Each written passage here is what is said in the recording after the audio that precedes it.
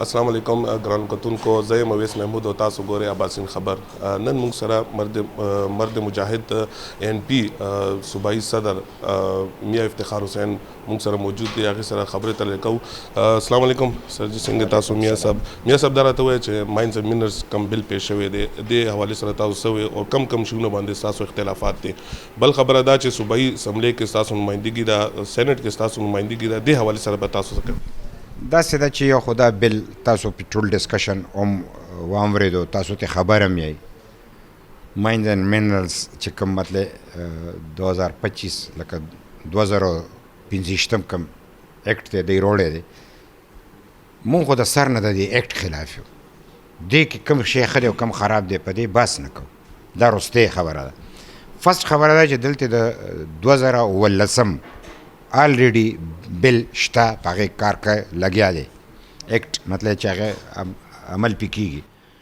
اوس د هغې ختمېدل او دا کول دا د شکوک و شبهات بکس دی، پنډورا بکس دی. دا ولې شوي دي، په څه شوي دي؟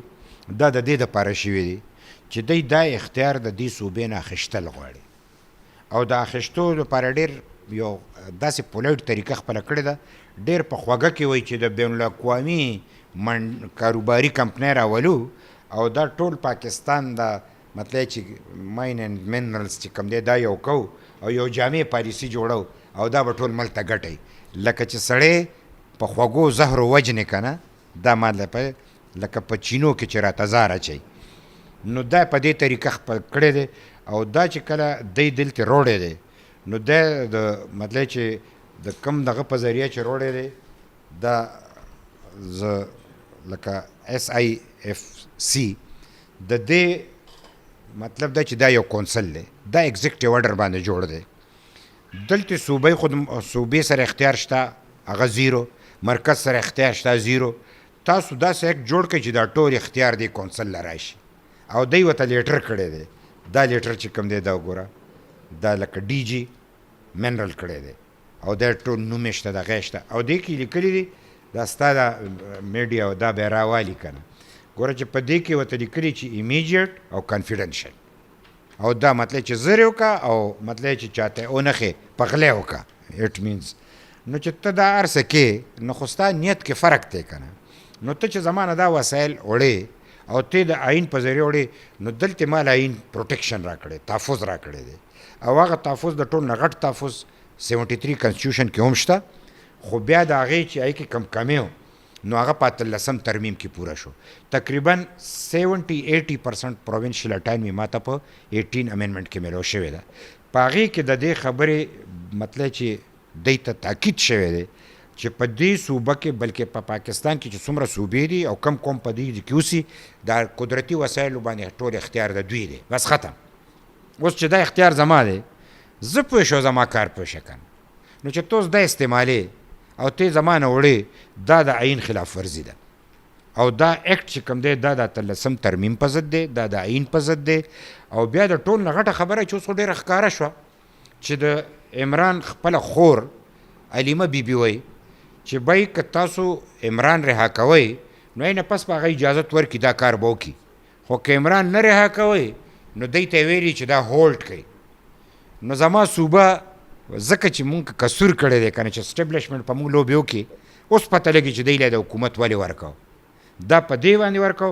ما په دې خپل پریس کانفرنس کې مې وویل چې باجوا صاحب راغلی و دلته زمونږ اجلاس یې کړی د ټولو سیاسي پارټو، هغه ښکاره وي چې NFC وارډ تاسو پروټیکشن ورکړی په 18 ترمیم کې او دې کې زمونږ پیسې چې کوم دی نو مونږ ته نه میلاویږي دفاع دپاره، نو لحاظه دا به بدلول غواړي. نو زه چونکې پارټۍ لیږلی ما ورته دا خبره وکړه چې باجوا صاحب 18 ترمیم چې څوک چیړي دا د پاکستان د بقا جنگ دی او دا لازم او ملزوم دی، دا خاموش انقلاب دی 18 ترمیم. که دا ته چیړي د دې مطلب دا دی چې ته په دیزي کې مطلب چې د پاکستان بقا ته خطره پیښې، دا به نه کې. او د دفاع بجټ خو آلریډي مطلب چې تاسو اول تیار کړئ، هغې ته خو پیسې لاړې شي، دا خو د صوبو او د مرکز ترمنځ د تقسیم دی، دې کې ستاسو سویمه ده.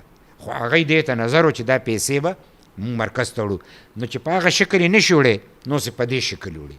لہذا مونږ دا د صوبې خود مختارۍ په ضد ګڼو او مونږ دا لیدلی دي.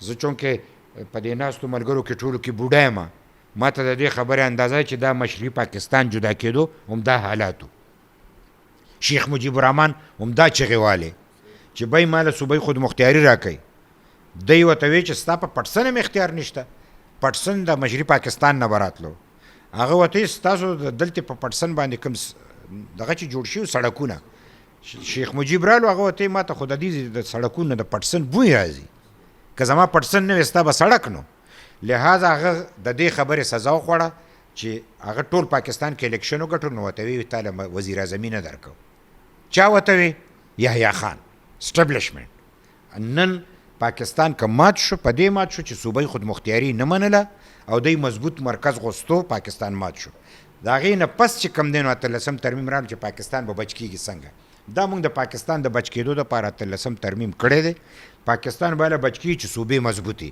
چې صوبې مضبوطي پاکستان به مضبوطي دی بیا یو ځل صوبې کمزورې کوي او پاکستان مرکز مضبوطوي یو ځل بیا ماتېدو ته ورکوي د ده به دا ارادې وي خو زموږ دا ارادې نشته موږ چې کوم دی ټیک خپل حق غواړو او موږ د دهشتګردو خلاف ځکه جنګېدلي چې هغه زما نه دا خاوره قبضه کوله زما بچي مړه کول زما سکولونه ختمول زما کالجونه ختمول زما جوماتونه ختمول زما مورنۍ ځمکې ته خطره وه زه جنګېدم جنګ دپاره موږ ځانونه هم قربانول نن د دهشتګرد په ځای دې زمانه ده وړي نو چې زه دهشتګرد سره جنګېدی شم ده سره نه شم جنګېدی زه به ټیک د باچا خان د مزاحمت د پالیسۍ د لاندې دی سره پوره جنګ کوو باقي که ژوندي ټیک ته کني نو مړه به شو خو دا جنګ به کوو تر هغې به کوو چې تر څو ژوندي تاسو دهشتګردي خبره وکړه نو څه ټایم تاسو باندې حملې شوي دي ان پي باندې ډېر لازوال قربانیه ورکړي دي او وینه توی شوې ده نو اوس بیا دهشتګردي روانه ده او دې ځل چې د علما کرام باندې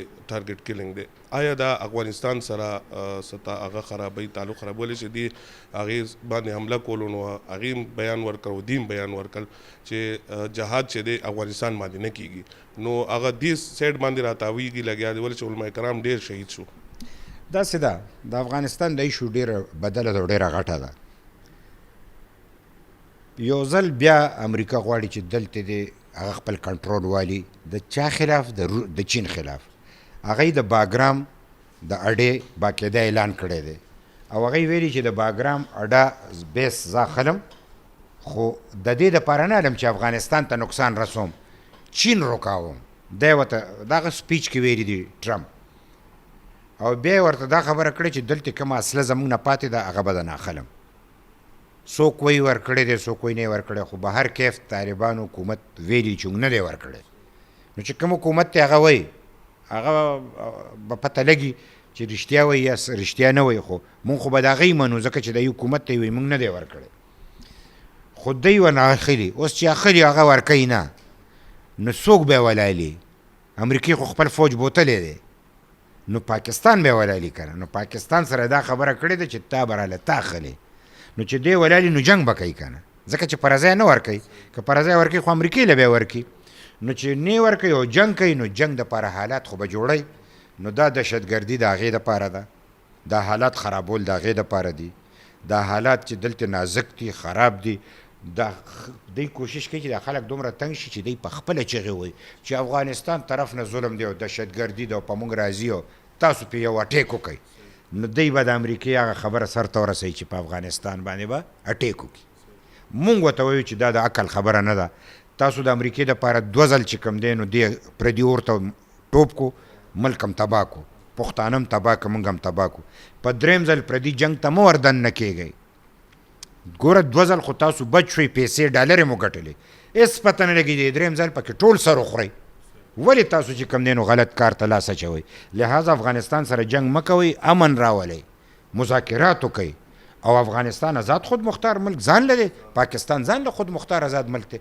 ولې په یو بل کې مداخلت کوي اوس چې موږ د عقل خبرې کوو د خلکو دشمنان یو او د سیاسیان هم پکې د مونږ باندې بیل چیړي چې دی دا وایي او دی دا وایي مونږ د باچا خان ولی خان او د عوامي نشر پارټۍ اسفندیار خان مونږ ټول عمر د عقل خبرې کړي دي او زمونږ خپل ملک ته د هغې دپاره به دا خبره کوو لہذا د افغانستان دا ایشو چې کوم دی دا ډېره غټه ده او په دې کې دا ټرمپ چې لګیا دی هغې دپاره لګیا دی چې د چین دا جنګ چې رکاوی نو چې امریکا راځي پاکستان دلته وي چین رکاوی نو چین نه خو زه خورم نو ډول پالیسي شوه. نو یو ځل خو امریکې هم دا اعلان کړی دی چې پاکستان زما ملګری دی خو دی دوغله پالیسي کوي. نو چې چین هم دا آواز وکړي نو د پاکستان به په دنیا کې ایمیج څه پاتې شي، د باندې به اعتبار څوک کوي. نو دومره ولې بې اعتباری ته ځي؟ نو د چین خلاف چې ته راځې نو چین او امریکا چې جنګېږي نو دلته به ایران هم منځته راځي، دلته به هندوستان هم منځته راځي، دلته به روس هم راځي. نو دا خو عالمي جنګ شو زما په خاوره. نو پښتانه خو پکې دل والا او دوی خو وایي چې بس پښتانه دې دل شي ځمکه خو به یې که نه معدنیات به په اسانه پاتې شي.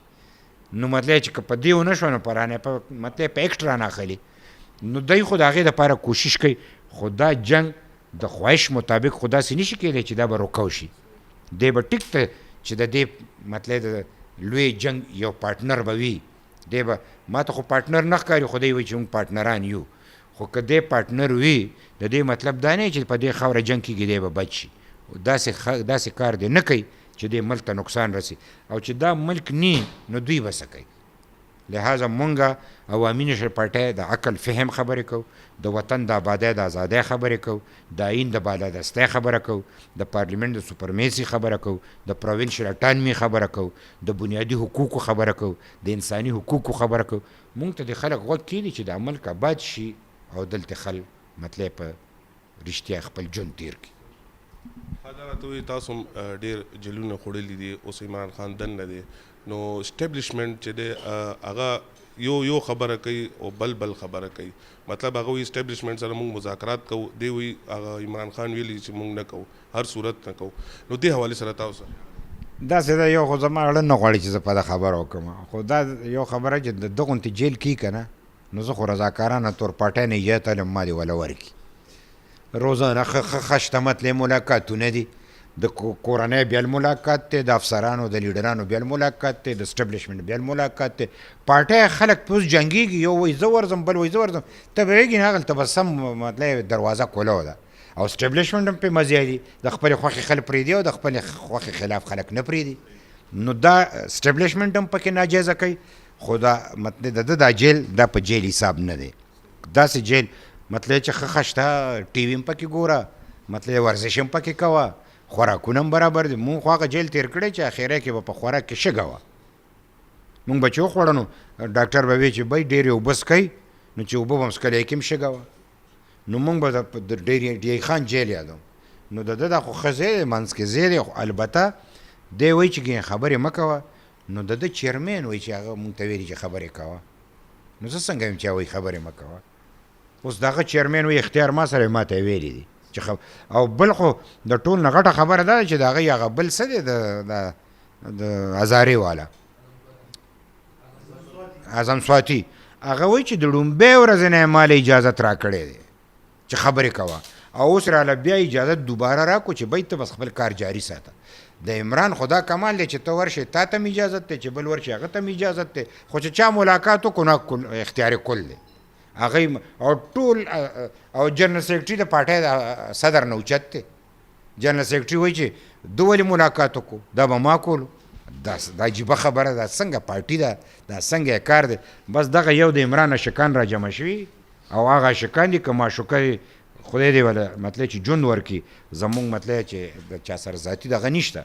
خو که دا عمران نه دی به بیا څه کوي؟ د یو بل غوښې به خوري، دی به څه چل کوي؟ نه ډسپلن شته، نه پارټي شته، نه اصول شته، نه طریقه شته.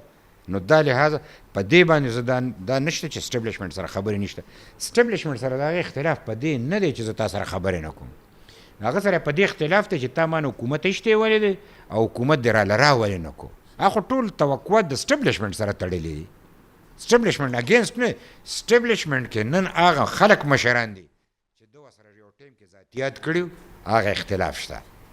نور اختلاف د هغې نشته. د هغې مطلب که کړپړ شوی نو بس که چا غاړه غټی که نو کار به برابري. خو مونږ که هغې تعلق ښه دی او که خراب دی. البته اسټابلیشمنټ به دا یاد لري ټول عمر مونږ خلکو سره بد کړي، خو مونږ خو د اسټابلیشمنټ رښتیا مخالف وو. نو خلکو به یې افرین ښه مو که چې مو واله. عمران د اسټابلیشمنټ د منځ سړی و چې ده سره یې ورانه شوه نو اسټابلیشمنټ هم نیم شو. هغې ته هم خپل مشکلات ډېر په غاړه کې پراته دي.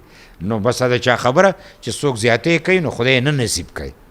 نو بس دا اوس د هغوی کار دی البته د اسټبلیشمنټ سره د هغوی د روغې نیت دی د ورانې نه